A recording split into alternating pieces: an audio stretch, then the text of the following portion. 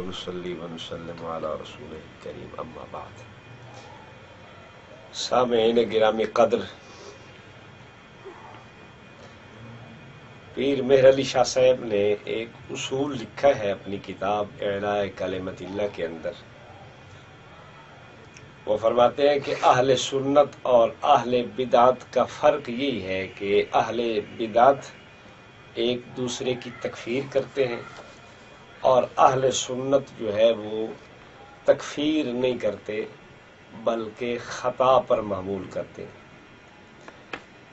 اب میں حضرات رضا خانیوں سے کہوں گا کہ تم لوگ آپس میں ایک دوسرے کی تکفیر کر کے اپنے ہی بزرگ پیر مہر علی کے بقول اہل بدعت ثابت ہوئے، اور آج تک تم اس بات کے بڑے ہی جو ہے وہ قائل تھے کہ ہم تو سنی ہیں بدعتی نہیں ہیں، لیکن پیر مہر علی شاہ صاحب نے تمہیں بدعتی مان کر اور کہہ کر اس بات پر فتویٰ ثابت یا فتویٰ دے دیا ہے کہ تم بدعتی ہو، سنی نہیں ہو۔ اس بات کی دلیل ہم آگے چل کے عرض کرتے ہیں کہ آپ کے اکابرین اور اصاغرین آپس میں ایک دوسرے کے ساتھ باہم دست و گریباں اس طرح ہے کہ ایک دوسرے کی تکفیر بھی کرتے ہیں، تذلیل بھی کرتے ہیں، اور ایک دوسرے کو گستاخی کے فتوے بھی دیتے ہیں، اور ایک دوسرے کے اوپر جو ہے وہ بہت بڑے بڑے القابات دے کر ایک دوسرے کو غلط اور کافر وغیرہ تک جا کے کہتے ہیں۔ یہ میرے پاس ایک کتاب ہے آپ کے امام المناطقہ عطا محمد بندیالوی کی، اس کو عبد الحکیم شرف قادری بھی بڑی جو ہے وہ عزت افزائی کے ساتھ اس کا ذکر کرتا ہے۔ شاگرد ہے مولوی اشرف سیالوی، غلام رسول سعیدی اور دیگر بریلویوں کے اکابرین آج کل کے اس کے شاگرد ہیں۔ اب اس نے اس کتاب کے صفحہ 26 پر ایک بات نقل کی ہے۔ وہ کیا کہتے ہیں؟ وہ کہتے ہیں غنا عام ازیں کے بغیر مزامیر کے ہو یا مزامیر کے ساتھ ہو، حضرت صلی اللہ علیہ وسلم سے لے کر ائمہ مجتہدین تک سب نے سنا ہے۔ صفحہ 26 پہ لکھتے ہیں کہ نبی پاک صلی اللہ علیہ وسلم نے مزامیر کے ساتھ جو سما ہے وہ سنا ہے۔ اب دیکھیے اس عطا محمد بندیالوی نے نبی محترم علیہ التحیۃ والسلام کے اوپر ایک الزام لگایا کہ آپ مزامیر کے ساتھ سما سننے والے تھے۔ یہ میرے پاس ان کے انڈیا کے ایک بزرگ ہیں اور ان کا ایک فتاوی ہے، فتاوی فیض الرسول جلال الدین امجدی صاحب، ان کی بڑی تحقیق ہے۔ اس فتاوی پر بہت بڑے بڑے ان بریلویوں کے اکابرین نے تقریضات ثبت فرمائی ہے۔ یہ اس کی دوسری جلد ہے اور اس کے صفحہ 545 کے اوپر یہ بات لکھی ہوئی ہے جو آپ بھی ملاحظہ فرما لیں۔ حضور صلی اللہ علیہ وسلم حضور صلی اللہ علیہ وسلم اور صحابہ کرام کی ذات پر جس نے مزامیر سننے کا بہتان باندھا اس پر اعلانیہ توبہ و استغفار واجب ہے۔ یہ جلد 2 ہے، صفحہ 545 ہے۔ اب آپ بتلائیے کہ رحمت دو عالم صلی اللہ علیہ وسلم کی ذات اقدس پر بہتان لگانے والے بھی بریلوی اور فتویٰ دینے والے بھی بریلوی، تو پیر مہر علی نے جو ایک شروع کے اندر ہم نے عرض کی علامت بتائی ہے کہ اہل بدعت کی یہ علامت ہے کہ وہ ایک دوسرے کی تکفیر کریں گے، ایک دوسرے کی تذلیل کریں گے، تو یہ آدمی جو اعلانیہ توبہ اور استغفار کرنا واجب کہہ رہا ہے، اس کا مطلب ہے کہ بہت بڑا جرم، یعنی عام مسلمان پر بھی بہتان باندھنا یہ گناہ ہے۔ جو نبی محترم بلکہ نبی الانبیاء رحمت دو عالم صلی اللہ علیہ وسلم کی ذات پر بہتان باندھے، اس سے بڑا بے ایمان کون ہو سکتا ہے؟ اس کتاب کے شروع کے اندر عبد الحکیم شرف قادری نے بھی اپنے استاذ محترم کے مختصر سے حالات ثبت کیے ہیں اور بڑی ان کی تعریف کی ہے، اور اپنے جو ہے وہ ہم سبق ساتھیوں کے نام بھی گنوائے ہیں۔ یہ دیکھیے عبد الحکیم شرف قادری کا نام، اور اس سے پیچھے اس نے تقریباً کافی سارے علماء کے اسماء گرامی بھی دیے ہیں کہ یہ سارے یہ سارے عطا محمد بندیالوی سے فیض لینے والے ہیں۔ ان کے نام نامی آپ ملاحظہ فرما سکتے 36 کے لگ بھگ اس نے علماء پیش کیے ہیں، یہ آپ دیکھ لیجیے۔ تو یہ اتنے بڑے علماء ان کے جو ہے ان کا استاذ، اس کا یہ حال ہے کہ جو نبی محترم صلی اللہ علیہ وسلم پر بہتان باندھنے والا ہے، تو بریلویوں تمہارے بڑے کا یہ حال ہے تو تم چھوٹے کیا ہوگے؟ جب بڑا آدمی اذا کان الغراب دلیل قوم سیہدیہم الی طریق ہالکی، جب تمہارا قائد اور تمہارا بڑا اور تمہارا پیشوا اور تمہارا استاذ اس کا یہ حال ہے کہ وہ نبی محترم صلی اللہ علیہ وسلم پر بہتان باندھنے والا ہے، تو تمہارے باقی حضرات کے بارے میں تمہارا کیا خیال ہوگا؟ تمہیں اس سے خود قیاس کر لینا چاہیے۔ قیاس کن ز گلستان من بہار مرا، اپنی حالت تمہیں اسی آئینہ سے دیکھ کے تمہیں اپنی تصویر نظر آ جانی چاہیے۔ یہ میرے پاس کتاب موجود ہے تذکرہ مظہر مسعود، اس کتاب کے صفحہ 131 پر ایک بات موجود ہے۔ پروفیسر مسعود نے اپنے آباء میں سے ایک بزرگ کا فتویٰ نقل کیا ہے۔ فتویٰ کیا ہے؟ صفحہ 131 پر لکھتے ہیں، یا شیخ عبد القادر جیلانی شیئن للہ کہنا ممنوع ہے، قائل کو توبہ کرنی اور تجدید نکاح چاہیے۔ جو شیخ عبد القادر جیلانی کے متعلق یہ وظیفہ ان کا پڑتا ہے، یا شیخ عبد القادر جیلانی شیئن للہ، تو پروفیسر صاحب نقل کرتے ہیں یہ ممنوع بھی ہے، قائل کو توبہ کرنی چاہیے اور ایمان کی بھی تجدید کرنی چاہیے، یعنی اس کا ایمان بھی ختم ہو گیا، اس کا نکاح بھی ٹوٹ گیا، یہ بے ایمان بھی ہو گیا، اور اب اگر یہ نکاح نہیں کرے گا تجدید ایمان کرنے کے بعد تو یہ اس کی اولاد بھی ولد الحرام ہوگی۔ اب آئیے میں آپ کو لے کے چلتا ہوں رضا خانیوں کے پیشوا مولوی احمد رضا خان صاحب کے پاس۔ یہ مولوی احمد رضا خان کے فتاوی رضویہ کی فہرست ہے جو انہوں نے یہ جو بریلویوں نے مرتب کی ہے، یہ ان کے فتاوی رضویہ کی مختلف مختصر سی جزیات نقل کی گئی ہیں۔ اس فہارس فتاوی رضویہ کے صفحہ 880 کے اوپر رضا خانی حضرات لکھتے ہیں اپنے امام اور اپنے شیخ کا قول کیا وہ کہتے ہیں کہ فاضل بریلوی صاحب کہتے ہیں یا شیخ عبد القادر جیلانی شیئن للہ کا وظیفہ جائز ہے۔ جو آدمی اس کو جائز کہے، پروفیسر ڈاکٹر مسعود کے پیش نظر اس آدمی کا نکاح نہیں، اس آدمی کا ایمان نہیں، اس آدمی کا جو ہے نا ایمان جب ہے نہیں، نکاح نہیں ہوگا، نکاح نہیں رہا تو اس کی اولاد ولد الحرام ہوگی۔ تو اب آپ دیکھیے کہ یہ جو تکفیر کر رہا ہے پروفیسر مسعود نقل کر رہا ہے تکفیر، اور نقل کس کی کر رہا ہے؟ مولوی احمد رضا خان کی کر رہا ہے۔ تو معلوم یہ ہو گیا مولوی احمد رضا خان صاحب اس بریلوی پروفیسر مسعود کی نظر کے اندر ایمان سے بھی فارغ ہیں۔ ہاں اگر رضا خانی کہتے ہیں نہیں جناب فارغ نہیں تھے تو پھر بتائیے کہ مولوی احمد رضا نے اس سے توبہ کی ہو تو آپ پیش کریں۔ توبہ بھی نہیں کی انہوں نے، تو پھر ماننا پڑے گا کہ مولوی صاحب یہ اس ایمان سے بھی خالی گئے، ان کا نکاح بھی نہیں رہا۔ جب نکاح نہیں رہا، ایمان نہیں رہا، تو اس صورت کے اندر کا نکاح بھی نہیں رہا۔ اب رضا خانی حضرات سوچ لیں کہ ان کا جب ایمان نہیں، نکاح نہیں، تو پھر اولاد کس کھاتے میں گئی ہے؟ اچھا آئیے یہ دیکھیے میرے پاس مقالات کاظمی کی دوسری جلد ہے۔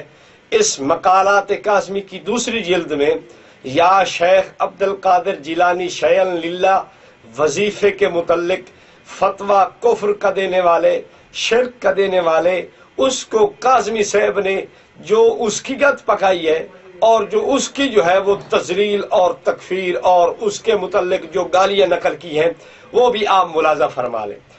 اس کاظمی صاحب نے اس جناب جی یا شیخ عبد القادر جیلانی شیئن للہ وظیفہ کے ناجائز ہونے والے کے متعلق جو نجائز ہونے کا فتویٰ دینے والوں کے متعلق کیا لکھا ہے۔ مثلا کاظمی صاحب کہتے ہیں اہل سنت کے نزدیک صحت اعتقاد کے ساتھ یا شیخ عبد القادر جیلانی اور اس قسم کے تمام الفاظ ندا کہنا جائز ہے۔ جو شخص کہنے والوں کو کافر، مرتد، ملعون، جہنمی اور زانی قرار دیتا ہے وہ اکابر اولیاء امت کی شان میں گستاخی کر کے خود ملعون و جہنمی و زانی ہے۔ اب آپ دیکھیے یہ فتویٰ جو مولوی احمد سعید کاظمی نے دیا ہے کہ وہ خود زانی ہے، ملعون ہے، وہ خود گمراہ ہے، وہ خود بہت بڑا گستاخ ہے۔ اب آپ دیکھیے یہ تمام قسم کے فتاوے پروفیسر ڈاکٹر مسعود صاحب کے اوپر جا کے لگے۔ تو پیر مہر علی شاہ صاحب کی جو بات تھی کہ رضا خان یہ جو اہل بدعت کی علامت ہے کہ ایک دوسرے کی تکفیر کرتے ہیں، وہ واقعہ حق اور سچ ہے، اس میں کسی قسم کی ذرہ برابر بھی شک کی گنجائش باقی نہ رہی۔ دیکھیے پروفیسر مسعود صاحب نے مولوی احمد رضا خان کی تکفیر کر دی، اور پھر کاظمی صاحب اٹھے، انہوں نے اٹھ کے پروفیسر مسعود صاحب کی تکفیر کر دی کہ یہ خود زانی ہے، یہ خود بے ایمان ہے، خود یہ اکابر کا گستاخ ہے۔ بہرحال کچھ بھی ہے، یہ سارے بریلویوں کا یہی حال ہے۔ آگے چلیے، یہ ہمارے پاس کتاب موجود ہے فوز المقال فی خلفاء پیر سیال، اس کی 4تھی جلد ہے، اور اس 4تھی جلد کے صفحہ 445 کے اوپر خواجہ قمر الدین سیالوی صاحب کا ملفوظ نقل کیا گیا ہے۔ وہ کہتے ہیں اللہ راضی نہ ہوگا جب تک حضور صلی اللہ علیہ وسلم کا نام نامی یا محمد یا رسول اللہ نہ لکھو گے، اس وقت تک خدا ذوالجلال راضی نہ ہوگا۔ یعنی اللہ کو اگر راضی کرنا ہے تو پھر آپ کو یا اللہ یا محمد، یا اللہ یا محمد اور یا رسول اللہ کے الفاظ استعمال کرنے پڑیں گے۔ صرف محمد لکھنا، صرف محمد الرسول اللہ لکھنا یہ نہیں، جب تک یا محمد اور یا رسول اللہ نہیں ہوگا اس وقت تک خدا ذوالجلال تم سے راضی نہیں ہوگا۔ تو یہ مولوی قمر الدین سیالوی صاحب کی ایک رائے ہے۔ اب آئیے میں آپ کو لے چلتا ہوں اس مولوی قمر الدین سیالوی صاحب کے اپنے گھر کے اندر۔ یہ هو المعظم 1979 کے اندر شائع ہوئی تھی۔ اس هو المعظم کو لکھنے والا غلام نظام الدین مرولوی ہے، اور یہ مرولہ شریف والے جو ہیں یہ گدی نشین، یہ سارے کے سارے اسی سیال شریف سے فیض یافتہ ہے۔ اب یہ غلام نظام الدین مرولوی یہ اب بھی سیال شریف والوں کا بڑا معتقد اور بڑا ہی محب ہے۔ یہ اپنی اس کتاب کے صفحہ 41 کے اوپر یہ بات لکھتا ہے کہ آپ سیال شریف میں اب بھی آ کے دیکھ لیں، یہ اس وقت کی بات ہے جب یہ کتاب چھپی تھی کہ اللہ محمد کا تغرا بغیر لفظ یا کے لکھا ہوا تاحال موجود ہے، یعنی کوئی یا اللہ کوئی یا محمد نہیں لکھا ہوا۔ تو اب بتائیے خواجہ قمر الدین سیالوی دوسروں کو تو یہ بتاتا ہے کہ جب تک یا محمد اور یا رسول اللہ نہ کہو گے خدا راضی نہیں ہوگا، لیکن اپنے سیال شریف کا یہ حال ہے کہ 1979 سے پہلے نہ وہاں یا اللہ ہے نہ یا محمد ہے، صرف اللہ محمد لکھا ہوا ہے۔ تو اس سے ثابت ہوا کہ قمر الدین سیالوی صاحب اور ان کی ساری گدی اس سے خدا راضی نہیں ہے۔ یہ خواجہ صاحب کا اپنا ہی فیصلہ ہے، ہماری اس کے بارے میں کوئی ذاتی رائے نہیں ہے۔ اب آئیے میں آپ کو آگے لے کے چلتا ہوں۔ یہ ہمارے پاس فتاوی مہریہ موجود ہے پیر مہر علی شاہ صاحب کا۔ انہوں نے اپنے اس فتاوی کے اندر امکان نظیر کے مسئلے کے متعلق ایک بڑی خوبصورت رائے اپنی طرف سے، ایک بڑی ہی اچھی رائے سمجھ کر انہوں نے پیش کی ہے، وہ آپ اس کو خود ہی ملاحظہ فرما لیتے ہیں۔ ان سے پوچھا گیا کہ حضور صلی اللہ علیہ وسلم کی جو نظیر ہے اس کے امتناع کے متعلق، تو آپ نے اصل مدعا شروع کرنے سے پہلے فرمایا کہ اس مقام پر امکان یا امتناع نظیر حضرت صلی اللہ علیہ وسلم کے متعلق اپنا معافی ضمیر ظاہر کرنا مقصود ہے، نہ تصویب یا تقلید کسی کے فرقتین اسماعیلیہ و خیر آبادیہ میں سے۔ شکر اللہ سعیہم، راقم سطور دونوں کو ماجور و مصاب جانتا ہے۔ اب دیکھیے کہ خواجہ قمر الدین سیالوی سے امکان نظیر کا عقیدہ رکھنے والوں کے متعلق بھی کہتے ہیں کہ ان کو اجر و ثواب ملے گا اور اللہ تعالیٰ ان کی محنت کاوش کو قبول فرمائے۔ یہ میرے پاس کتاب موجود ہے دیوبندیوں سے لاجواب سوالات، اور اس کتاب کے اندر کافی سارے بریلوی اکابرین کی عبارتیں اور ان کی تحقیقات کو اکٹھا کیا گیا ہے۔ ایک ان کا بہت بڑا مانا ہوا مناظر ہے سید بادشاہ تبسم صاحب، وہ لکھتا ہے اس کتاب کے صفحہ نمبر 1059 کے اوپر کہ نظیر کو ممکن بے ذات ماننے والے 1052 کے اوپر لکھتا ہے نظیر کو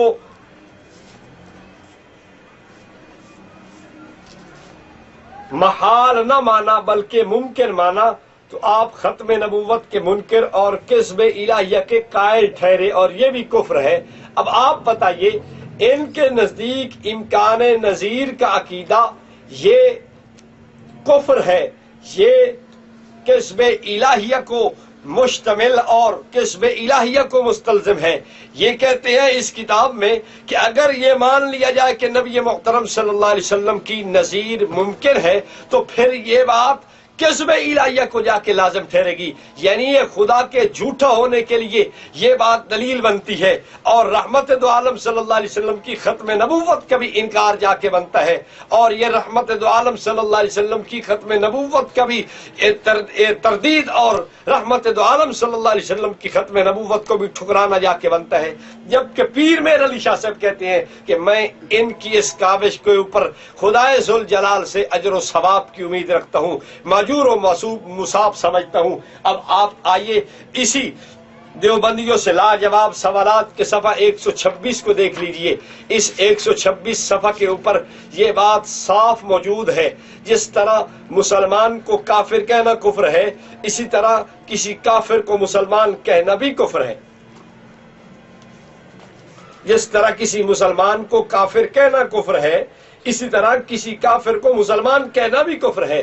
اب میں آپ سے پوچھتا ہوں، بریلویوں کی تحقیق کے اندر مسئلہ امکان نظیر کفر جا بنتا ہے، بریلویوں کی تحقیق کے اندر مسئلہ امکان نظیر ختم نبوت کا انکار جا بنتا ہے، بریلویوں کی تحقیق کے اندر مسئلہ امکان نظیر یہ کذب الہیہ کو مستلزم جا کے ٹھہرتا ہے۔ اب یہ کفر جب بنا تو پھر تمہارا پیر مہر علی شاہ صاحب کیوں کہہ رہا ہے کہ میں ان کو ماجور و مصاب سمجھتا ہوں؟ شکر اللہ سعیہم، اللہ ان کی کاوش کو قبول فرمائے۔ تو معلوم یہ ہوا کہ ان کے نزدیک کفر نہیں ہے، تم کہتے ہو کفر ہے، تو پھر جب کفر کو کفر نہ سمجھنا بھی کفر ہے تو تمہارا فتویٰ تو پیر مہر علی شاہ صاحب کے سر جا کے لگا نا کہ وہ مسلمان نہیں تھے، وہ کافر تھے۔ تو پھر جو بات پیر مہر علی شاہ صاحب نے نقل کی تھی کہ اہل بدعت کی علامت یہ ہے کہ وہ آپس میں ایک دوسرے کی تردید کرتے ہیں، اور ایک حدیث شریف بھی مشہور ہے کہ لوگ اپنے سے پہلے لوگوں کی تکفیر اور ان کو گالیاں دینے والے بھی ہوں گے، تو وہ حدیث بھی اپنی جگہ صادق اور اپنی جگہ آج اس کے جو ہے نا وہ ہمیں مثالیں نظر آنی شروع ہو گئی کہ رضا خانی اپنے ہی بڑوں کو کافر کہنا شروع ہو گئے، لیکن یہ مجبور ہیں، لیکن یہ بے بس ہیں، لیکن یہ لوگ اس حد تک پہنچ چکے ہیں کہ ان کو اپنے پرائے کی تمیز ختم ہو گئی ہے، صرف ان کی ہوس، ان کی خواہش، ان کی منشا اور ان کی حرص پوری ہونی چاہیے، وہ یہ ہے کہ دوسروں کو کافر کہنا، دوسروں کو جو ہے نا گستاخ کہنا، دوسروں کی تذلیل اور تکفیر کرنا۔ جو مولوی احمد رضا خان نے ان کو نسخہ تھمایا تھا، آج بھی رضا خانی اس نسخے کے اوپر قائم و دائم ہے۔ آگے آئیے، میں آپ کو لے کے چلتا ہوں، یہ میرے پاس کتاب موجود ہے، یہی دیوبندیوں سے لاجواب سوالات، اس کے صفحہ نمبر 1130 کے اوپر بریلوی حضرات نے بڑی جلی سرخی کے اندر لکھا ہے، کافروں سے اتحاد کرنے والے بحکم قرآن کافر ہیں۔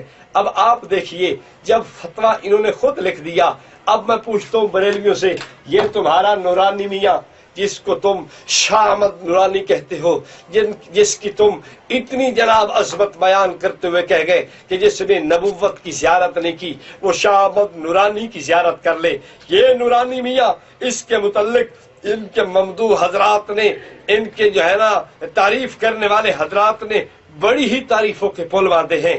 یہ اس کتاب کے صفحہ نمبر 604 کے اوپر لکھتے ہیں، وہ لکھتے ہیں کہ جناب مولانا نورانی نے بریلوی دیوبندی اہل حدیث اور اثنا عشری مکاتب فکر کے گوناگو اختلاف کے باوجود اتحاد بین المسلمین کی منزل حاصل کر لی تھی، اور تمام مکاتب فکر سے تعلق رکھنے والوں کے مشترک مقاصد کا تعین کر کے انہیں نقطہ اتحاد پر متفق کر لیا کرتے تھے۔ نورانی صاحب اتحاد کر رہا ہے، یہ تمام مکاتب فکر کے ساتھ ساری زندگی چلتا رہا ہے۔ اب آپ بتائیے، نورانی صاحب اتحاد کرے اور اس نورانی کو اپنا قائد اور لیڈر ماننے والے یہ تمام جمعیت علماء پاکستان کے سارے لیڈر، سارے کے سارے عہدیداران، سارے کے سارے ان کے اکابر وہ کفر کے گھاٹ اتر گئے۔ یہ میں نہیں کہہ رہا، یہ بریلوی حضرات کی اپنی تحریر کہہ رہی۔ آگے آئیے، یہ میرے ہاتھ کے اندر دیوان محمدی ہے، محمد یار فریدی کی لکھی ہوئی، اور اس کو عبدالحکیم شرف قادری نے تذکرہ اکابر اہل سنت کے اندر اپنے اکابرین کے اندر شمار کیا ہے۔ یہ محمد یار فریدی لکھتا ہے اسی دیوان محمدی کے صفحہ 108 پر، شیطان بود آنکس کے کند منع سجودت، یعنی بابا فرید کو، اپنے بابا غلام فرید کو خطاب کرتے ہوئے کہتا ہے کہ جو تجھے سجدہ کرنے سے منع کرتا ہے وہ شیطان ہے، وہ انسان نہیں ہے۔ اب آپ دیکھیے کہ بزرگوں کی قبروں پر سجدہ کرنے سے منع بھی کرنے والا کون ہے، وہ بھی میں آپ کے سامنے حوالہ عرض کرنا ضروری سمجھتا ہوں۔ یہ فہارس فتاوی رضویہ ہے، اور اس فہارس فتاوی رضویہ کے صفحہ 687 کے اوپر مولوی احمد رضا خان کہتے ہیں کہ مشائخ کو سجدہ کرنے سے روکنا یہ بہت ضروری کام ہے اور ضرور منع کرنا چاہیے، غیر اللہ کو سجدہ کرنے سے منع کرنا فرض ہے۔ یہ دیکھیے، اب مولوی محمد یار فریدی صاحب کے فتویٰ سے آپ دیکھیے کہ مولوی احمد رضا خان صاحب شیطان ثابت ہوئے، اور دیکھیے کہ مولوی احمد رضا خان صاحب کو جو بریلوی بہت زیادہ، یہ غلام عبدالحکیم شرف قادری کو دیکھ لیجئے، بڑے اکابرین میں شمار کرتا ہے اپنے مولوی احمد رضا خان کو، اور لیکن جس محمد یار فریدی نے مولوی احمد رضا خان کو شیطان کہا ہے وہ بھی مولوی عبدالحکیم شرف قادری کے اکابرین میں سے ہے۔ اب دیکھو، اکابرین ہی ایک دوسرے کے اوپر فتوی تکفیر اور جناب گمراہی اور یہ اس قسم کی بات کر رہے ہیں۔ آگے آئیے، یہ میرے پاس موجود ہے محاسبہ دیوبندیت مولوی حسن رضا رضوی کی، مولوی حسن علی رضوی کی ہے، جو بریلویوں کے ہاں بہت بڑا جناب زیغم سمجھا جاتا ہے۔ بریلوی زیغم اہل بدعت کے نام سے یہ اس کو بہت بڑا شعر اپنا سمجھتے ہیں۔ اب اس شعر کی سنیے، یہ اس محاسبہ دیوبندیت کی جلد 1 ہے، صفحہ 323 کے اوپر لکھتا ہے، وہ آپ بھی ملاحظہ فرما لیجئے۔ کہتا ہے کہ کفر و ارتداد کی باتوں کو معاف کرنا تو اللہ تعالیٰ کا کام ہے اور اس کے کرم پر منحصر ہے، یعنی اللہ تعالیٰ اگر چاہے تو کفر کی بات کو بھی معاف کر دے، یعنی کفر کو بھی معاف کر سکتا ہے اگر خدا ذوالجلال چاہے تو۔ یہ مولوی حسن علی رضوی کی یہ تحقیق ہے۔ اب دیکھیے، یہ ادھر کہہ رہا ہے کہ کفر کی بات کو بھی خدا معاف کر سکتا ہے، اور ادھر اس کو دیکھیے، یہ جناب بریلویوں کا بہت بڑا عالم جس کو امیر اہل سنت بریلوی کہتے ہیں، اور اس کا نام بڑے القابات سے لیتے ہیں، اور ہمیں امیر اہل سنت سے پیار ہے۔ بڑے بڑے علماء نے اس کی کتابوں پہ تقریزیں ثبت کی ہیں۔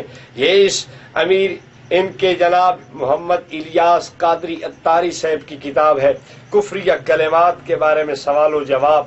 یہ اس کتاب کے صفحہ 445 کے اوپر لکھتے ہیں، ان سے سوال ہوا کہ زید کہتا ہے کہ اللہ عز و جل چاہے گا تو مشرک کو بھی بخش کر جنت میں داخل فرما دے گا۔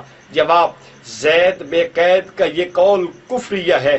اب آپ بتائیے، حسن علی رضوی اس کے فتویٰ سے کافر ہوا یا نہ ہوا؟ اب حسن علی رضوی کہتا ہے کہ خدا اگر چاہے تو کفر کو بھی معاف کر دے، لیکن یہ کہتا ہے کہ کفر کو بخشنا، یہ جو بات کہنا ہے کہ خدا چاہے تو کفر کو بھی بخش دے، یہ قول کرنے والا کافر ہے، مسلمان نہیں ہے۔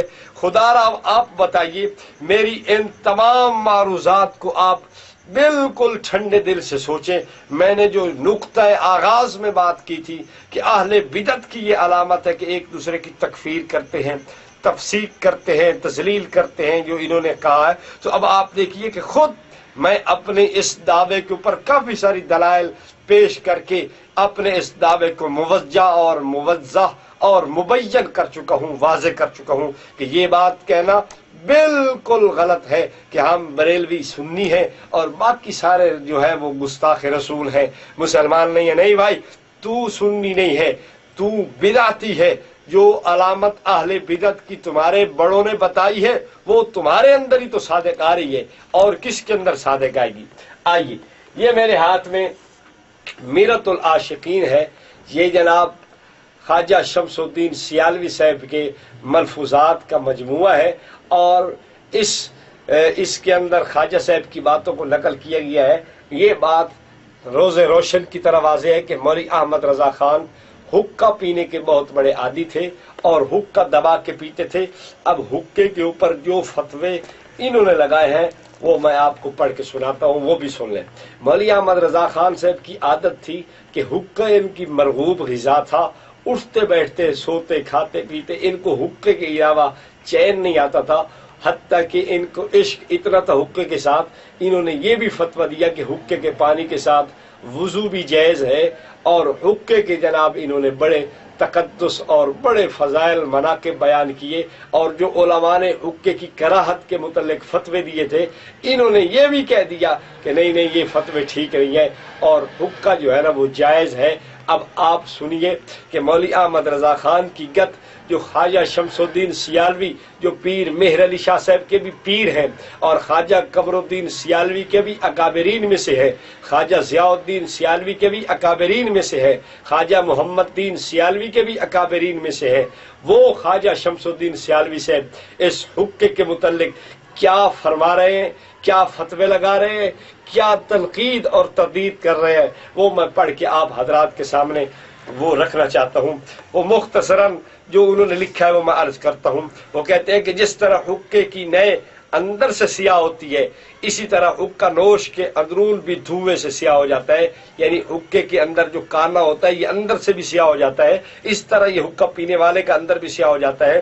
آگے لکھتے ہیں نمازی کو حقے سے پرہیز کرنی چاہیے، اس کی بدبو کی وجہ سے عبادت کی لذت جاتی رہتی ہے، فرشتے بھی بیزار رہتے ہیں۔ واقعہ ٹھیک بات ہے، فرشتے نزدیک نہیں آتے۔ اور آگے لکھے ہیں بعض علماء حقہ پینے کو بدعت قرار دیتے ہیں۔ اب آپ بتائیں کہ جو بدعتوں کا ارتکاب کرے سنی ہوتا ہے؟ مولوی احمد رضا خان کو سنی کیسے کہا جاتا ہے؟ اور آگے لکھا ہے کہ بعض مکروہ تحریمی کا درجہ دیتے ہیں۔ میرے خیال میں حقہ تمام برائیوں کی جڑ ہے۔ ایک آدمی جس قدر حقہ پیتا ہے اسی قدر یاد حق سے غافل ہوتا ہے، اس کے منہ سے مستقل بدبو آتی ہے۔ میرا رضا خانیوں سے سوال ہے، تم بتاؤ مولوی احمد رضا خان نے کبھی ایک تسبیح بیٹھ کے بھی ذکر کی پڑھی ہو تو پیش کرو۔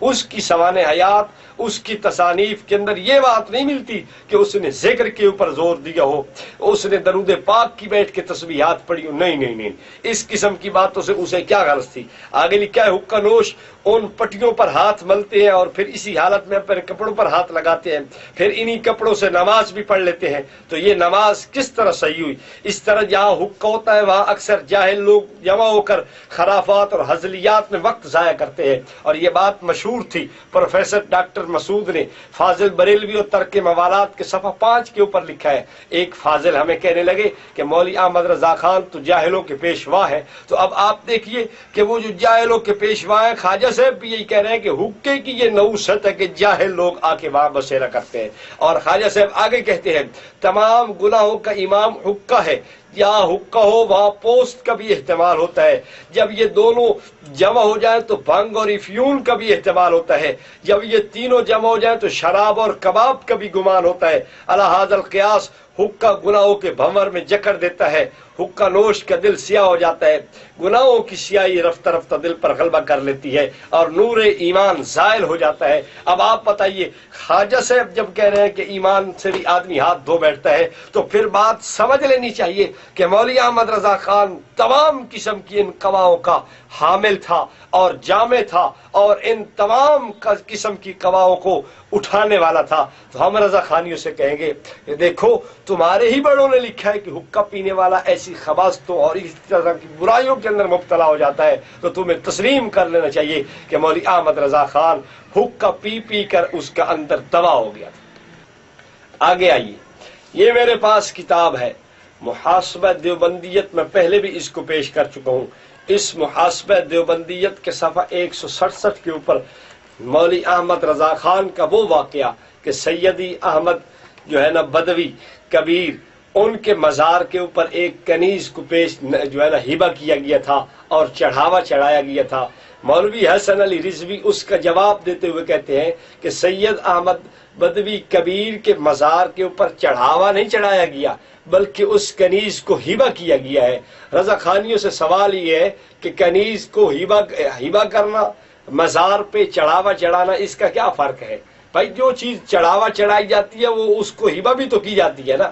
اچھا چلو ہبہ ہی تم نے کی ہے، اور دیکھو تو صحیح تمہارے بزرگ کیا کہتے ہیں۔ یہ میرے پاس پیر مہر علی شاہ صاحب کی کتاب ہے اعلاء کلمت اللہ، یہ پیر صاحب اس کتاب کے صفحہ 88 کے اوپر نقل کرتے ہیں کہ جناب مردہ کو کوئی چیز ہبہ کرنا ناجائز ہے۔ اب آپ دیکھیں مردہ کو کوئی چیز ہبہ کرنا یہ ناجائز ہے۔ اب پیر مہر علی شاہ صاحب سے پوچھو، اور آگے انہوں نے یہ بھی کہا ہے کہ اگر اس نیت سے کوئی کرتا ہے کہ جناب اس سے تقرب حاصل ہو تو یہ ہبہ کرنا مردہ کو تقرب کی نیت سے بھی یہ کفار کے ساتھ مشابہت ہو جائے گی اور یہ بالکل ناجائز ہے۔ اب آپ دیکھیں کہ مولوی احمد رضا خان نے جو ہبہ والا ایک واقعہ نقل کیا اور مولوی حسن علی رضوی نے اس واقعہ کو جناب بطور ٹیک دینے کے کہا جی یہ چڑھاوا نہیں ہے یہ ہبہ ہے۔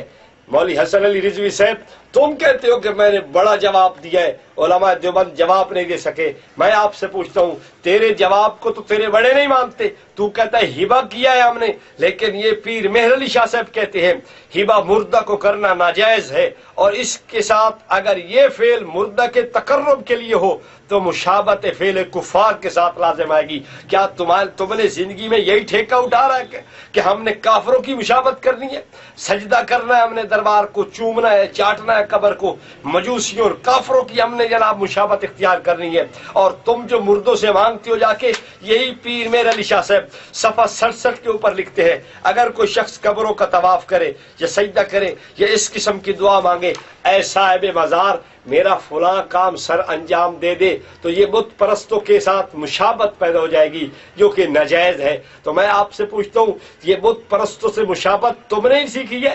تم قبروں کا طواف بھی کرو، بت پرستوں کے ساتھ مشابہ بن جاؤ، تم وہاں جا کے مانگو کہ میرا قبر والے فلاں کام کر دے، پھر بھی بت پرستوں کے ساتھ مشابہ جا کے بنو، تم جناب قبروں کو سجدہ کرو تب بھی تم بت پرستوں کے ساتھ مشابہ بن جاؤ، اور تم جناب ہبہ مردے کو کرو جا کے، یہ بھی تم بت پرستوں کے ساتھ مشابہ بنو۔ کیا تمہیں ایمان اسلام کی بات نہیں آتی؟ کیا تم نے اہل ایمان کی مشابہت یا اہل ایمان کا طرز اختیار کرنا چھوڑ دیا؟ کیا تمہیں یہ بت پرستوں کی مشابہت ہی نظر آتی ہے جو ساری زندگی بت پرستوں کی مشابہت کرتا رہے؟ پیر صاحب نے آگے بہت بہترین فتویٰ لگا دی ہے اور وہ کہتے ہیں کہ جو کسی قوم کے مشابہ ہو وہ انہی سے ہوگا۔ اب میرا تجھ سے سوال ہے کہ تو سجدہ کر کے بت پرستوں کے ساتھ مشابہ ہو، تو طواف کر کے بت پرستوں کے ساتھ مشابہ ہو، تو جناب جی بزرگوں سے قبروں سے مانگ کر بت پرستوں کے ساتھ مشابہ ہو، تو جناب چڑھاوے چڑھا کر مردوں کو ہبہ کر کے بت پرستوں کے ساتھ مشابہ ہو، تیری ساری زندگی بت پرستوں کے ساتھ مشابہت میں گزر جائے تو کیا تو انہی میں سے ہی شمار ہوگا؟ ضرور انہی میں سے شمار ہوگا۔ جو جس قوم کی مشابہت اختیار کرے گا وہ انہی میں سے کھڑا کیا جائے گا۔ آگے آئیے جی، یہ میرے پاس کاظمی صاحب کی کتاب ہے مقالات کاظمی، میں پہلے بھی اس کو پیش کر چکا ہوں۔ اس مقالات کاظمی کے اندر ایک بہت بڑی جناب جی مولوی کاظمی صاحب نے اصول نقل کیا ہے، اور وہ کہتے ہیں کہ ہم جو علماء دیوبند کو گستاخ کہتے ہیں، کیوں جی علماء دیوبند بڑے گستاخ ہیں؟ اچھا ہم جی بڑے نیک اور بڑے صالح اور بڑے بزرگ اور بڑے پاکیزہ لوگ ہیں، ہم تو نبی محترم صلی اللہ علیہ وسلم کی ذات کی نہ توہین کرنا روا سمجھتے ہیں، نہ ہی جناب جی ہم نبی پاک صلی اللہ علیہ وسلم کی شان میں بے ادبی کرتے ہیں، اور نہ ہی ہم نبی پاک صلی اللہ علیہ وسلم کے جناب چیزوں میں سے کسی چیز کی ادنا سے بھی توہین کو جو ہے نا روا سمجھتے ہیں، بلکہ ہم تو کفر سمجھتے ہیں۔ اچھا علماء دیوبند گستاخی، ہاں جی علماء دیوبند گستاخی کرتے ہیں۔ کاظمی صاحب نے اصول نقل کیا ہے، آپ بھی ملاحظہ فرما لیجئے کہ ہمارے اوپر اعتراض یعنی علماء دیوبند پہ اعتراض کرتے ہوئے کہ یہ کہتے ہیں کہ نبی عمل کے اندر قوم جو ہے، امتی جو ہے وہ نبی سے بڑھ جاتا ہے، علم کے اندر نبی ممتاز رہتا ہے۔ لیکن میں آپ کو یہ اصول بھی دکھانا چاہتا ہوں۔ آپ کاظمی صاحب کی بات دیکھ لیجئے، میں کاظمی صاحب کے اصول سے کاظمی صاحب کی ہی قوم کے اوپر فتویٰ لگانا چاہتا ہوں۔ کاظمی صاحب نے اصول نقل کیا ہے، کیا کہتے ہیں اہل سنت کے مذہب میں انبیاء علیہ السلام اپنی امت سے جس طرح علم میں ممتاز ہوتے ہیں، اس طرح عمل میں بھی پوری طرح امتیازی شان رکھتے ہیں۔ جو شخص انبیاء علیہ السلام کے اس امتیاز کا منکر ہے وہ شان نبوت میں تخفیف کا مرتکب ہے۔ اب آپ آئیے، آپ اس کو ملاحظہ فرمائیے۔ یہ میرے پاس تفسیر الحسنات ہے، لکھی ہوئی ابو الحسنات قادری کی ہے۔ ابو الحسنات قادری کی اس کتاب پر احمد سعید کاظمی نے بھی تقریر لکھی ہے، اور تقریر لکھ کر جناب جی اس کتاب کو کہا ہے کہ حقیقت کے اندر اس وقت تفسیر ہے یہی۔ جناب کاظمی صاحب نے اس کو بڑا ہی سراہا ہے کہ اس وقت تفسیر جس کو کہا جا سکے وہ یہی تفسیر ہے اور اس کے علاوہ کوئی تفسیر نہیں۔ کاظمی صاحب نے اس کی تقریر میں بہت سے جناب جی پل باندھے ہیں اس کی شان، اور بڑے قلابے زمین و آسمان کے بنائے ہیں۔ لیکن کاظمی صاحب سے میں کہوں گا، کاظمی صاحب اس کے صفحہ 32 کو تو دیکھ لیا ہوتا۔ یہ کیا کر رہا ہے؟ یہ لکھ رہا ہے کہ حضرت داؤد علیہ السلام نے خدا ذوالجلال سے پوچھا، یا اللہ تیری مخلوق میں مجھ سے زیادہ بھی کوئی ذکر کرنے والا ہے؟ تو خدا ذوالجلال نے مینڈک کے متعلق وہی فرمائی، یعنی وہ مینڈک تو اس سے زیادہ ذکر کرنے والی ہے اے داؤد۔ اب آپ بتائیے، کاظمی صاحب کہتے تھے جو نبوت کے لیے یہ کہے کہ اس سے عمل کے اندر امتی بڑھ سکتا ہے تو یہ نبوت کی شان میں تخفیف کا مرتکب ہے۔ اب آپ دیکھیے، علماء دیوبند نے تو مینڈک کو تو نہیں بڑھایا، لیکن یہ آپ کا ابو الحسنات قادری مینڈک کے متعلق لکھتا ہے کہ مینڈک حضرت داؤد علیہ السلام سے ذکر کے اندر بڑھ گئی تھی، اور علماء دیوبند نے یہ نہیں کہا کہ نبوت سے جو ہے نا وہ آدمی اعمال کے اندر بڑھ جاتا ہے۔ علماء دیوبند نے تو یہ لکھا ہے کہ بظاہر دیکھنے میں ایک آدمی نے 100 سال عمر گزاری ہے، اس نے کئی حجیں کی ہیں، نبی محترم صلی اللہ علیہ وسلم نے ساری زندگی میں ایک حج ادا فرمایا۔ اب آپ دیکھیے ظاہراً تو بڑھتا نظر آ رہا ہے لیکن حقیقت میں نہیں بڑھ سکتا، یہ علماء دیوبند کہہ رہے تھے، تم نے تو حقیقت کے اندر بڑھا دیا ہے۔ دیکھو تیرا ابو الحسنات قادری لکھ رہا ہے کہ ہم یہ کہتے ہیں کہ جناب مینڈک کو کہا گیا، مینڈک کے متعلق کہا گیا کہ یہ ذکر جناب داؤد سے زیادہ کرتی ہے۔ تو اب آپ بتائیے کہ نبوت کی شان میں تخفیف کا قائل یہ ابو الحسنات قادری ہوا یا نہ ہوا؟ کاظمی صاحب میں آپ سے سوال کرتا ہوں کہ جب اس پہ آپ کی تقریر اور آپ نے اس کی تصحیح کر دی، تحسین کر دی، اس کی تصویب کر دی، اس کی تائید کر دی، تو آپ تائید و تصویب اور تحسین و تصحیح کی وجہ سے آپ بھی اس کتاب کے ساتھ بالکل متفق ٹھہرے۔ ادھر آپ کا اصول یہ ہے کہ جو نبوت سے عمل میں کسی کو زیادہ مانے وہ شان نبوت میں تخفیف کرتا ہے، اور ادھر آپ کہتے ہیں کہ ایک مینڈک سیدنا داؤد سے ذکر کے اندر بڑھ گئی تھی۔ اب آپ بتائیے، آپ کا فتویٰ آپ کے گلے میں ہی آ کے اٹکا یا نہ اٹکا؟ یہ ہے رضا خانیوں کا حال۔ میں کہتا ہوں ان سے زیادہ جاہل اور بے وقوف قوم خدا نے دھرتی پہ پیدا نہیں کی۔ خود ہی ایک اصول بناتے ہیں، خود ہی اس اصول اور اسی اصول سے پھر خود ہی کافر بن جاتے ہیں۔ یہ تو کوئی توقع کی بات نہیں۔ کاظمی صاحب نے ایک اصول بنایا کہ جو یہ کہے کہ نبوت سے کوئی عمل میں بڑھ سکتا ہے تو وہ شان نبوت میں تخفیف کر رہا ہے، اور پھر جس کتاب کی تصدیق و تائید کی اسی کتاب میں موجود ہے کہ ایک مینڈک ایک نبی سے ذکر میں بڑھ رہی ہے۔ تو اب آپ بتائیں کہ اگر کوئی انسان بظاہر لکھ دے تو وہ تو مجرم بن گیا، تم بظاہر بھی نہ لکھو، تم کہو مینڈک نبوت سے ذکر کے اندر بڑھ گئی، تمہارے اوپر فتویٰ لگانے والا کوئی نہیں۔ میں کہتا ہوں نہیں، تم اپنے اصول سے خود ہی کافر جا کے بنے۔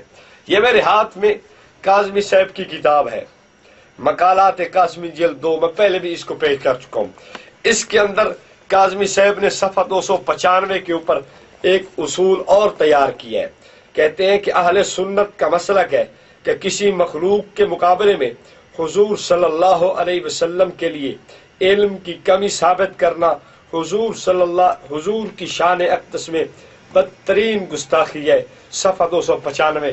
اب آپ آئیے اس کتاب کے اوپر فتویٰ، کیا اس فتوے کی روح سے کافر کون بنتا ہے، گستاخ کون بنتا ہے، بے ادب کون ٹھہرتا ہے؟ یہ میرے پاس رسائل اویسی ہے، اس کی جلد 2 ہے، اس کی جلد 2 میں ایک رسالہ عقائد صحابہ، اس کے صفحہ 5 کے اوپر ایک بات نقل کی گئی ہے، وہ بات بھی آپ ملاحظہ فرما لیں کہ کاظمی صاحب کی اس فتوے کی زد میں کون آ رہا ہے۔ فیض احمد اویسی صاحب نقل کرتے ہیں رسول اللہ صلی اللہ علیہ وسلم کا علم اوروں سے زائد ہے، ابلیس کے علم معاذ اللہ علم اقدس سے ہرگز وسیع تر نہیں ہے۔ سوال یہ ہے کہ اس کا مطلب تو یہی بنتا ہے کہ نبی محترم صلی اللہ علیہ وسلم سے شیطان کا علم صرف وسیع ہے، وسیع تر نہیں ہے۔ بریلویوں، تم نبوت سے زیادہ علم شیطان کا مان کے تم گستاخ کیوں نہیں ٹھہرے؟ ساری دنیا کو تم نے گستاخ ٹھہرایا، دنیا میں کوئی مسلمان تمہارے علاوہ وہ صحیح نہیں بلکہ سارے تمہارے علاوہ بے ایمان اور کافر ہیں تمہارے بقول۔ تو میں تم سے پوچھتا ہوں، جب جن اصولوں سے تم نے علماء دیوبند کو بے ایمان اور گستاخ کہا ہے، کیا وہی اصول تمہارے گلے میں فٹ نہیں ہو رہے؟ تم علماء دیوبند پہ الزام لگاتے ہو کہ شیطان کے علم کو انہوں نے زیادہ کہا ہے، حالانکہ ایسی کوئی بات نہیں ہے۔ تم خود شیطان کا علم نبوت کے علم سے زیادہ مانو، تمہیں گستاخ کہنے والا کیوں دنیا کے اندر کوئی نہیں ہے؟ میں نے کہا خدائے ذوالجلال کی لاٹھی ہوئی آواز ہے، کوئی دنیا میں اور پیدا ہوا یا نہ ہوا ہمیں اس کا علم نہیں، لیکن اتنا ضرور علم ہے کہ بریلوی خود پیدا ہو گئے جنہوں نے اپنے آپ کو گستاخ اور بے ایمان کہا۔ آئیے، یہ کاظمی صاحب کی کتاب میرے ہاتھ میں موجود ہے۔ کاظمی صاحب نے اس کتاب کے اندر کافی ساری اصول ضوابط لکھے ہیں۔ ایک اصول انہوں نے اسی کتاب کے صفحہ 296 کے اوپر نقل کیا ہے۔ وہ کیا کہتے ہیں؟ حضور صلی اللہ علیہ وسلم کے کمالات علمی کا انکار کرنا اہل سنت کے نزدیک بدترین جہالت و ضلالت ہے۔ رحمت دو عالم صلی اللہ علیہ وسلم کے علم کو گھٹانا یہ بریلویوں کے نزدیک بدترین جہالت اور ضلالت ہے۔ یہ اصول کاظمی صاحب کا ہے۔ اب کاظمی صاحب کے اس اصول کو دیکھیے کہ یہ کہاں تک اصول جا کے لگتا ہے۔ یہ میرے پاس ملفوظات اعلیٰ حضرت ہے۔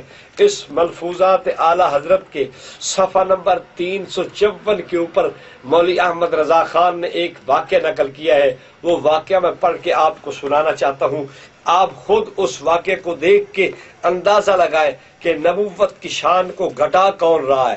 اگر گھٹانے کا فتویٰ لگتا ہے تو اس مولوی احمد رضا خان پہ کیوں نہیں لگتا؟ مولوی صاحب لکھتے ہیں حدیث صحیح ہے کہ جبریل کل کسی وقت حاضری کا وعدہ کر کے چلے گئے، دوسرے دن انتظار رہا مگر وعدہ میں دیر ہوئی، جبریل حاضر نہ ہوئے، سرکار باہر تشریف لائے، ملاحظہ فرمایا کہ جبریل علیہ السلام در دولت پر حاضر ہے، فرمایا کیوں، یعنی اندر کیوں نہیں آئے؟ عرض کیا انا لا ندخل بیتا فیہ کلب او تصاویر، رحمت کے فرشتے اس گھر میں نہیں آتے جس میں کتا ہو یا تصویر۔ اندر تشریف لائے، سب طرف تلاش کیا، کچھ نہ تھا، پلنگ کے نیچے ایک کتے کا پیلا نکلا، اسے نکالا تو حاضر ہوئے۔ ملفوظات کا صفحہ 354 ہے۔ اب آپ بتائیے کاظمی صاحب نے جو فتویٰ لگایا ہے وہ اس روایت پہ لگایا ہے جو شیخ عبدالحق محدث دہلوی نے ایک جگہ نقل کی ہے کہ رحمت دو عالم صلی اللہ علیہ وسلم نے فرمایا مجھے دیوار کے پیچھے کا علم نہیں ہے۔ اب آپ بتائیے وہی بات احمد رضا خان تسلیم کر لے، جبریل جو باہر کھڑے ہیں، رحمت دو عالم صلی اللہ علیہ وسلم کو پتہ نہیں کہ باہر موجود ہے، حضور تو ویسے باہر تشریف لائے تو دیکھا جبریل باہر موجود ہے، تو معلوم یہ ہوا مولوی احمد رضا خان بھی وہی بات کر رہا ہے کہ حضور کو دیوار کے پیچھے کا علم نہیں تھا۔ اب آپ دیکھیے کاظمی صاحب اس روایت کے نقل کرنے والے علماء دیوبند کے اوپر تو بڑے سیخ پا اور کہتے ہیں کہ یہ کہنا بدترین جہالت و ضلالت ہے، وہی بات مولوی احمد رضا خان لکھ جائے تو یہ بدترین جاہل اور گمراہ کیوں نہیں ہوگا؟ اور میں یہی کہوں گا اس کو دیکھو، اس نے 2 قدم آگے نکل کے بات کی ہے، کہتا ہے کہ حضور صلی اللہ علیہ وسلم کو اپنے گھر کے اندر کتے کے پیلے کا بھی علم نہیں تھا، پلنگ کے نیچے تلاش بسیار کے بعد سے نکلا۔ اب آپ بتائیے اس کے بقول حضور صلی اللہ علیہ وسلم کو پلنگ کے نیچے کا بھی علم نہیں ہے۔ اب آپ بتائیے کاظمی صاحب ایسی روایات کے ذریعے سے نبی پاک صلی اللہ علیہ وسلم کے کمالات علمی کا یہ انکار کر رہا ہے یا نہیں کر رہا؟ تیرے بقول کر رہا ہے، تیرے بقول اس پہ فتویٰ لگے گا، تیرے بقول یہ بدترین گمراہ اور بدترین جاہل آدمی ہے۔ میں کہتا ہوں کاظمی صاحب تو نے صحیح کہا، یہی بات پروفیسر مسعود کہتا ہے کہ جاہلوں کے پیشوا تھے، یہی بات اس نے بھی تسلیم کی، یہی بات تو بھی تسلیم کرتا ہے، اور یہی بات مولوی احمد رضا خوگ بھی تسلیم ہے کہ بریلوی تو کیا ہے، بولی بھیڑے ہے، بے وقوف ترین بھیڑے ہیں۔ تو بہرحال تم سب کا مشورہ اور اجماع اسی پہ ہے کہ بریلوی سب بدترین اور بے وقوف ترین لوگ ہیں۔ آئیے میں آپ کو آگے لے کے چلتا ہوں۔ یہ میرے ہاتھ کے اندر مجموعہ رسائل فضل رسول بدایونی کی ہے۔ انہوں نے اس کتاب کے صفحہ 60 کے اوپر ایک اور بات نقل کی ہے، وہ بھی میں آپ کو سنانا ضروری سمجھتا ہوں۔ یہ مجموعہ رسائل فضل رسول بدایونی کے ہیں۔ یہ جناب جی اس کے شروع کے اندر ایک بریلوی عالم جید ان کے بزرگ لکھتے ہیں کہ مولانا محمد احسن نانوتوی نے قیام بریلی کے زمانہ میں جب اپنے اس مسلک موقف کا اظہار کیا کہ مختلف طبقات ارض میں بھی انبیاء گرام مثل آدم و نوح و محمد علیہ السلام موجود ہے، اور اس کی بنیاد اثر ابن عباس کو بنایا، تو حضرت مولانا نقی علی بریلوی نے اس کا زبردست تعاقب کیا کہ یہ عقیدہ ختم نبوت کے خلاف ہے، یعنی مختلف زمین کے طبقات ارض کے اندر انبیاء کا تسلیم کرنا یہ ختم نبوت کا انکار بنتا ہے۔ مولوی احمد رضا خان کے والد گرامی نے کہا کہ مختلف طبقات ارض کے اندر اگر مان لیا جائے کہ انبیاء گرامی موجود ہیں تو پھر یہ بات ماننی پڑے گی کہ یہ ختم نبوت کا انکار جا کے بنتا ہے۔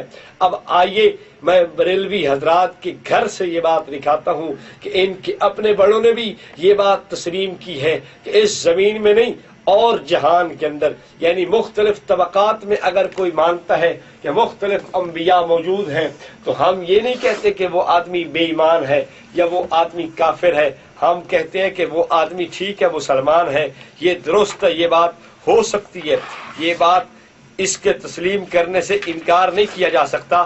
یہ میرے پاس تبیان القرآن ہے کاظمی کی، انہوں نے اس کتاب کے صفحہ نمبر 94 پہ مولوی غلام دستگیر قصوری کا قول نقل کیا ہے کہ انہوں نے جواب میں لکھا ہے کہ ہر ایک کی خاتمیت اضافی ہے، یعنی ان زمینوں میں جو نبی ہیں، یعنی ان زمینوں میں جو نبی ہیں ان کی خاتمیت ان زمینوں کے اعتبار سے ہے۔ نبی صلی اللہ علیہ وسلم کی خاتمیت اس زمین میں مبعوث ہونے والے انبیاء کے اعتبار سے ہے۔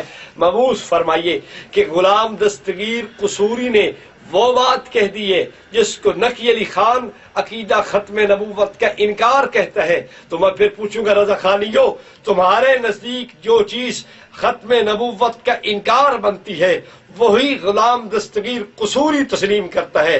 غلام دستگیر قصوری اس بات کو تسلیم کرنے کے بعد کیا وہ مسلمان رہا؟ لیکن تم نے کوئی کتاب اس کے خلاف نہیں لکھی، تم نے کوئی مضمون اس کے خلاف نہیں لکھا، تم نے کوئی رسالہ اس کے خلاف نہیں لکھا، تم نے کوئی دستاویز اس کے خلاف نہیں لکھی، نہ تم نے تحریروں میں نہ تقریروں میں اس کو ختم نبوت کا منکر کہا، نہ تم تسلیم کرتے ہو، جبکہ یہ تمہارا بڑا مولوی نقی علی خان کہتا ہے کہ مختلف زمینوں کے اندر تسلیم کرنا کہ اور انبیاء موجود ہیں تو یہ عقیدہ ختم نبوت کا انکار بنتا ہے۔ غلام دستگیر قصوری تسلیم کرے ہاں باقی زمینوں کے اندر انبیاء موجود ضرور ہیں، کیوں؟ وہ کہتا ہے کہ اس سے حضور کی ختم نبوت میں فرق نہیں آتا کہ حضور کی ختم نبوت اس زمین کے اعتبار سے ہے، وہ نبی اس زمین کے اندر موجود ہے تو حضور کی ختم نبوت میں انکار نہیں آتا۔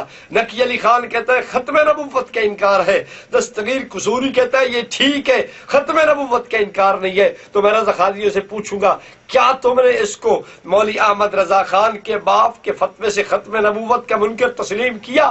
اگر نہیں کیا تو یہ پھر تمہارے لیے سوچنے کی بات ہے کہ تم کہاں تک اس کو جناب جی دفاع کرتے چلے جاؤ گے کہ یہ ختم نبوت کا انکار نہیں ہے، یہ جناب جی ختم نبوت کو تسلیم کرنا ہے۔ اب اگر تمہارے اندر غیرت ہے تو تم اگر مولانا قاسم نانوتوی کے اوپر فتوے لگاتے ہو، مولانا قاسم نانوتوی کی تکفیر کرتے ہو، مولانا قاسم نانوتوی کے خلاف بد زبانی اور بد کلامی کرتے ہو تو تمہارے پاس عنوان یہی ہے کہ جناب وہ ختم نبوت کے منکر ہے، وہ جناب ختم نبوت کا قائل نہیں تھا، وہ ختم نبوت زمانی کو نہیں مانتا تھا۔ میں نے کہا یہ غلام دستگیر قصوری بھی تو تمہارے فتوے کی روح سے یہ ختم نبوت کا منکر بنتا ہے۔ کیا تم نے اس کے خلاف کچھ لکھا؟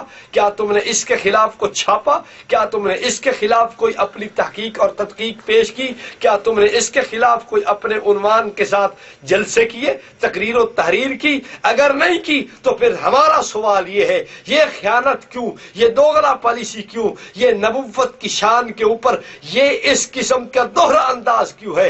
حضور صلی اللہ علیہ وسلم کی ناموس کے لیے تو علماء دیوبند کو ہم کہو کہ جی ہم کافر کہہ دیتے ہیں کہ جی ناموس کے منکر ہے، ختم نبوت کے منکر ہے۔ یہ بھی تو ختم نبوت کے منکر تھا، اس کو تم نے اپنے اکابرین کی صف میں کیوں کھڑا کیا؟ اٹھاؤ اپنی تذکرہ اکابر اہل سنت، اس کے اندر تم نے تسلیم کیا ہے کہ یہ ہمارے اکابرین پہ سے ہے، یہ ہمارے بڑوں میں سے ہے، اکابرین کی صف کا آدمی ہے، اور اس کی کتابوں کو تم آج پوری دنیا کے اندر پیش کرتے ہو کہ بہت بڑا کام کیا اس نے۔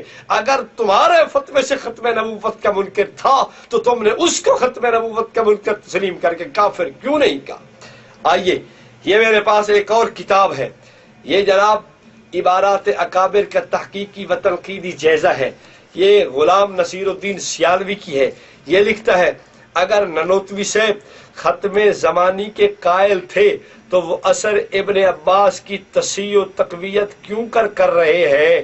کیونکہ اس میں بالفعل حضور علیہ السلام کی مثل 6 نبی تسلیم کیے گئے۔ یہ غلام نصیر الدین سیالوی یہ اشرف سیالوی صاحب کے خلف ہیں، بلکہ نہ خلف ہیں۔ انہوں نے اس کتاب کو ترتیب دیا ہے اور اس کتاب کے اندر انہوں نے یہ بات نقل کی ہے، صفحہ 192 پر آپ بھی ملاحظہ فرما لیجئے کہ جناب اگر مولانا نانوتوی ختم زمانی کو تسلیم کرتے تھے تو انہوں نے اثر ابن عباس کی تصحیح کیوں کی ہے؟ دوسرے معنی کے اندر یعنی اثر ابن عباس کی تصحیح کرنے والا آدمی حضور کی ختم نبوت کا منکر جا کے ٹھہرے گا، یعنی جو اثر ابن عباس کی تصحیح کر دے وہ ختم زمانی کا منکر جا کے ٹھہرے گا۔ یہ بھی دیکھ لیجئے صفحہ 202 پہ لکھتے ہیں جب مصنف تحذیر الناس اس اثر کے مضمون کو صحیح سمجھتے ہیں تو وہ ختم زمانی کے قائل کیسے ٹھہرے؟ یعنی جو اس روایت کو صحیح تسلیم کر لے وہ بھی ختم نبوت زمانی کا منکر ہے، اور جو اس روایت یعنی اثر ابن عباس کے مفہوم کو صحیح تسلیم کر لے وہ بھی ختم نبوت زمانی کا منکر جا کے ٹھہرتا ہے۔ یہ اشرف سیالوی کے صاحبزادہ کا اصول بنایا ہوا ہے، اور اس پہ اشرف سیالوی کی تقریر بھی موجود ہے۔ اشرف سیالوی نے بھی اس کو تقریر لکھ کے تائید لکھ کے اس کی جناب تحسین کر کے تصویب کر کے تصحیح اس کی کر کے تسلیم کیا ہے کہ جو میرے خلف نے لکھا ہے وہ ٹھیک لکھا ہے۔ اب خلف صاحب لکھتے ہیں کہ اگر اس اثر ابن عباس کی تصحیح کی جائے تب بھی ختم نبوت کا انکار ہے، اور اگر اس اثر ابن عباس کو صحیح تسلیم کر لیا جائے تب بھی ختم نبوت کا انکار ہے۔ اب آئیے میں آپ کو لے کے چلتا ہوں، یہ غلام رسول سعیدی کی تبیان القرآن اس کی جلد نمبر 12 ہے۔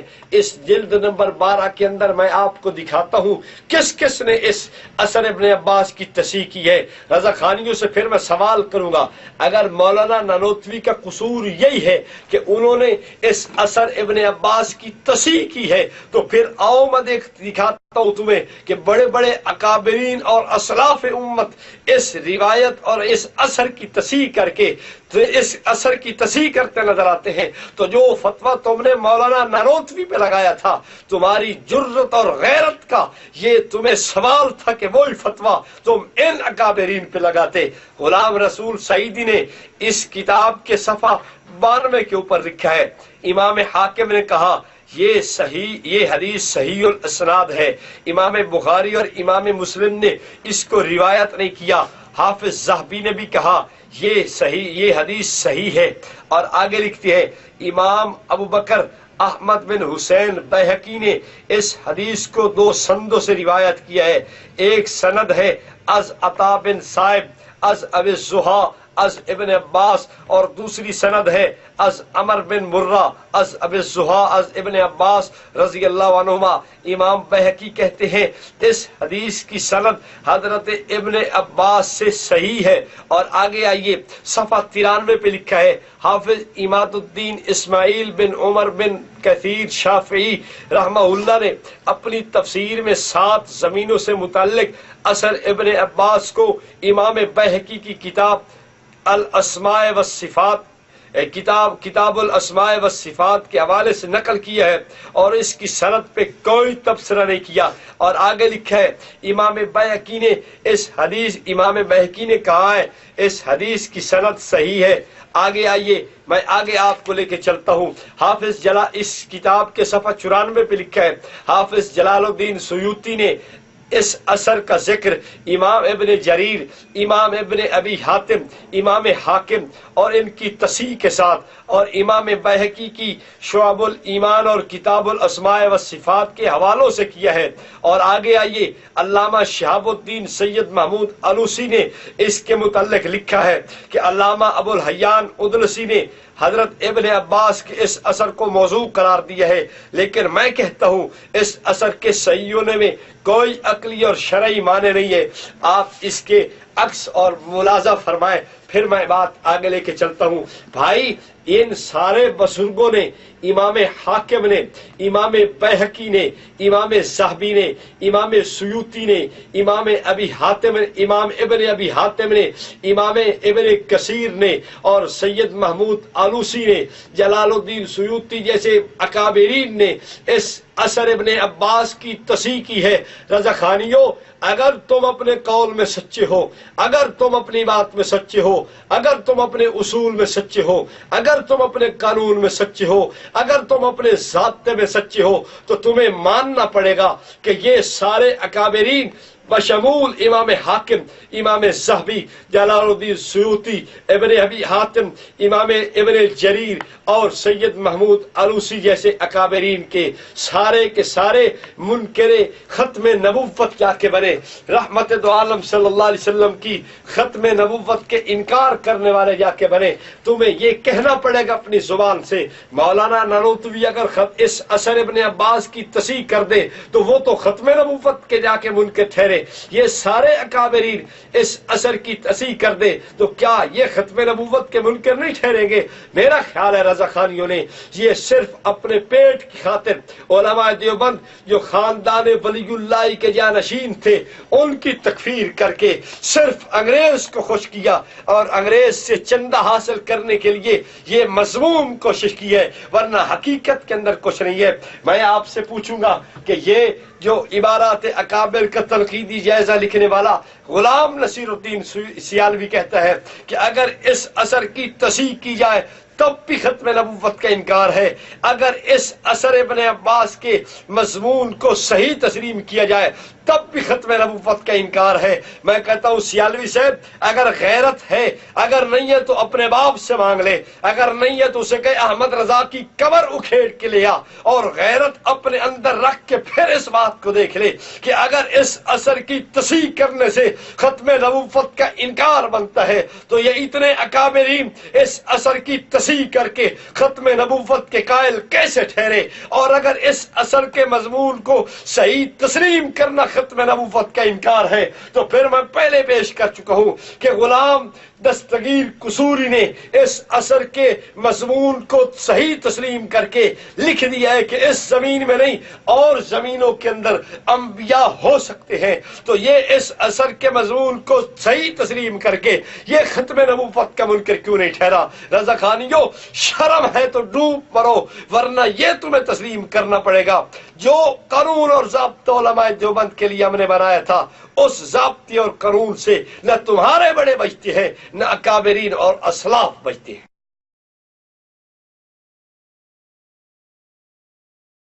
وآخر دعوانا ان الحمد للہ رب